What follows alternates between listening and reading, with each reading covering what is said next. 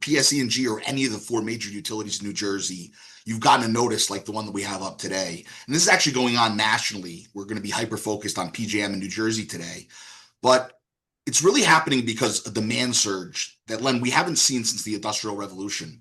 So the last 20 years, energy markets have been pretty stable. And there's two reasons for that. A lot of our manufacturing has went overseas. And we've also seen an adoption of energy efficiency projects. So that's kind of flattened the load. The only reason we've actually seen it kind of maintain the growth that it has is because of data centers.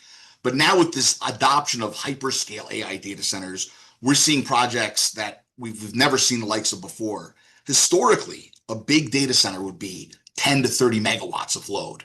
That Central Park project you're talking about, it's for 1.4 gigawatts of load, 1,400 megawatts. So now large is 300 megawatts to 1,500 megawatts. And if you don't speak in this kind of energy language, just to give you a sense, these projects are large enough to, serve about 1 million homes in their energy consumption. And I know we're going to talk a little bit more about that.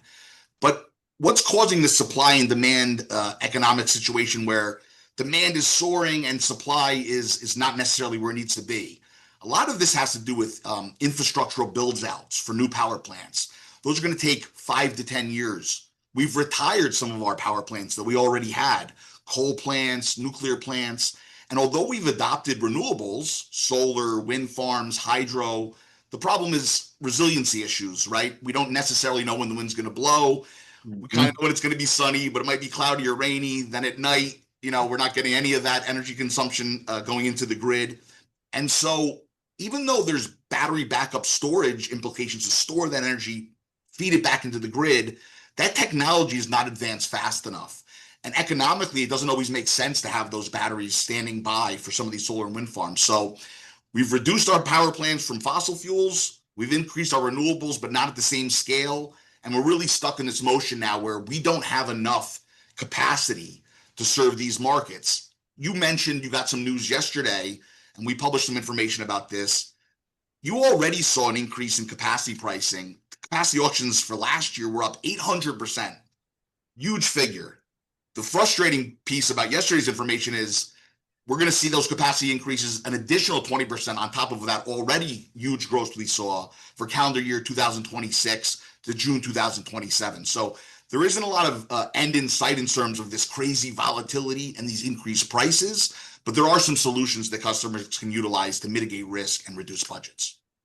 But you mentioned like a reference, and I need a soundbite here. So, Yeah. 9 million of us live in New Jersey, 3 million houses. Like a data center represents how many houses in New Jersey? So that Central Park data center, that was just to give people an ideology of just how large the footprint. But the reality is we've seen hundreds of these press releases. These are projects where shovel is already in the ground. For that type of project, which is about 1.4 gigawatts, it's over 1 million homes. In New Jersey, we have 3 million households. So 3 of those projects is equivalent to all of the residential consumption for the entire state. That's an amazing amount of demand.